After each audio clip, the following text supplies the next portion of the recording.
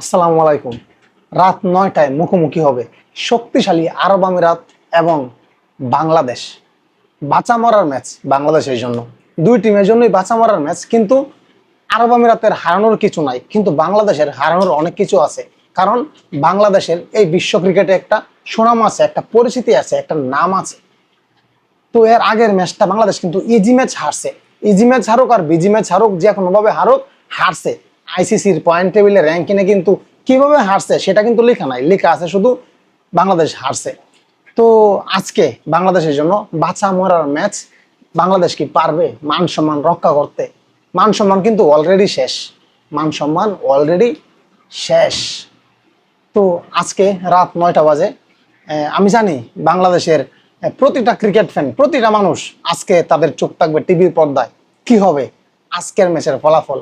Last ম্যাচে প্রথম ম্যাচটা জিতার পর আরব আমিরাতকে বাংলাদেশের ক্রিকেটাররা, বাংলাদেশের ম্যানেজমেন্ট, বাংলাদেশের কেউই পাত্তা দেয় নাই। আরব আমিরাত এর আগের ম্যাচ জিতছি, কিন্তু এর আগের ম্যাচটা কিন্তু ভালোভাবে জিতা হয় নাই।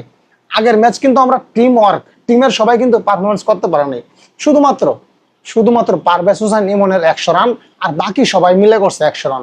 পারভেজ হোসেন ইমন যদি ১০০ রান না করতো, 100 না মারতো, তাহলে কিন্তু বাংলাদেশ ১০০ থেকে ১২০ রানের মধ্যে অল আউট হইতো এবং বাংলাদেশ প্রথম ম্যাচটা হারতো। তবে যাই হোক, প্রথম ম্যাচটা বাংলাদেশ জিতার পর সৌদি আরবকে, সৌদি আরব আর আরব আমিরাত তো প্রায় একই, আরব আমিরাতকে গনায় ধরে নাই বাংলাদেশ। গনায় না ধরে কি করছে, প্রথম ম্যাচের সেঞ্চুরিয়ান ইমনকে বসায় দিছে।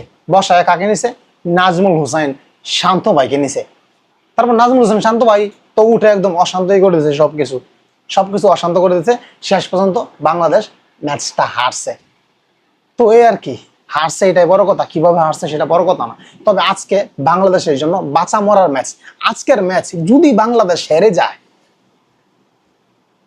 মান সম্মান একটু ঝুলে আছে, 10 নম্বরে গিয়ে একটু ঝুলে আছে, এটা আর ঝুলে থাকবে না। তো দেখার অপেক্ষায় আছি আসলে বাংলাদেশ আজকের ম্যাচটা জয়লাভ করতে পারবে কিনা। তো আপনাদের কি মনে হয় কমেন্ট বক্সে জানাবেন। আজকে কি বাংলাদেশ জিতবে নাকি আরব আমিরাত?